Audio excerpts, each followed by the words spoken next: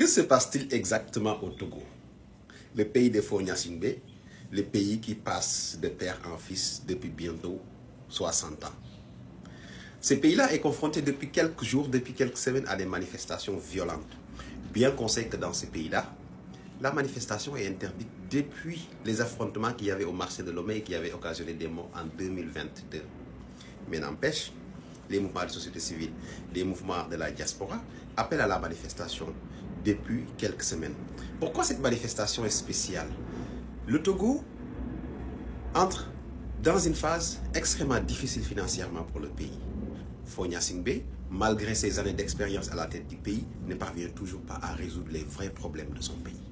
Les routes sont médiocres, les services de base n'existent pas, la saison des pluies qui arrive, les inondations qui attendent le pays, l'électricité, le prix de l'électricité a augmenté de 12,5%.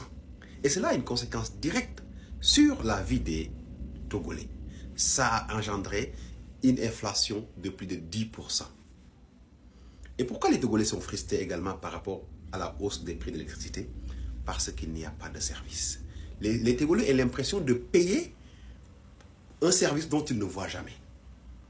Cette manifestation-là est en train de prendre de l'ampleur. Le pouvoir est de plus en plus répressif. On rend hommage à Aaron, qui est un rappeur qui a été kidnappé, bastonné, envoyé en hôpital psychiatrique. Il apparaît en demandant des excuses au président. Mais on sait toujours que c'est le modèle de la France-Afrique. Peuple du Togo, je vous ai vu beaucoup s'agiter sur l'AIS. Faire les louanges de l'AIS, quand votre président avait dit qu'il veut rejoindre l'AIS, je vous avais dit qu'il ne le veut pas, il veut juste sauver sa peau. Parce que c'est à l'époque où, à la CEDEAO, on parlait de limitation des mandats obligatoires. Il lorgnait l'AIS. Je vous avais dit qu'il n'est pas crédible pour intégrer l'AIS. Heureusement, les dirigeants de l'AIS ne lui ont pas souri. Il est revenu. C'est après qu'il a fait cette réforme-là où il renforce le poste de président de la République, où il renforce ses pouvoirs et l'élection du président de la République n'est plus au suffrage universel direct. Et la limitation des mandats n'existe plus. Donc vous voyez le jeu qu'il voulait nous faire. Intégrer l'AIS pour éviter la limitation des mandats. Quand ça a échoué, il a fait cette réforme-là. Mais ce qui est à saluer, c'est la détermination de certains Togolais. On sait que ce n'est pas un grand pays où on peut avoir 15 à 20 millions de personnes. Non. Mais il y en a qui se battent.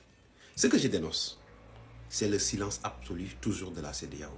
Le silence absolu, bien que c'est un problème intérieur entre Togolais, mais il serait nécessaire d'appeler au moins au calme. Et l'autre élément, c'est les Togolais qui s'agitaient à parler de révolution dans les autres pays, traiter les autres présidents de lâches ou bien de complices. Aujourd'hui, c'est le moment pour eux de se lever et de combattre leur dictature. On dirait que le Togo est devenu un pays qu'on hérite de père en fils et que chacun doit rester jusqu'à la fin de ses jours et transmettre à sa descendance. Ce qui n'est pas normal. La jeunesse togolaise a besoin de changement, mais est-ce qu'elle est capable de mener le combat qui l'attend pour que ce régime ce régime enraciné depuis près de 50 ans puisse avoir sa défaite et qu'on change définitivement de système et mettre en place des gens qui ne sont pas en complicité avec les sortants. Parce que c'est très important.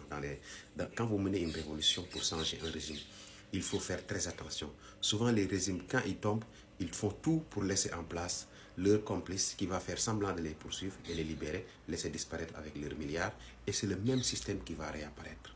Si ce n'est pas les mêmes ministres, c'est les copains des mêmes ministres qui vont apparaître, qui vont vous diriger. Et vous allez voir, après quelques mois, après quelques années, que votre révolution a été volée.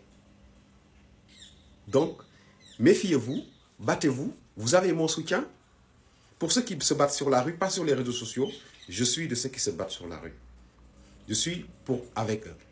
Mais sachez une chose, la dignité d'un peuple, la liberté, l'indépendance, la souveraineté, c'est le résultat d'un sacrifice. C'est pas du tout en jouant le larbinisme, en jouant le lâche, en jouant la grande gueule dans les réseaux sociaux que le Togo parviendra le peuple togolais parviendra à ses fins.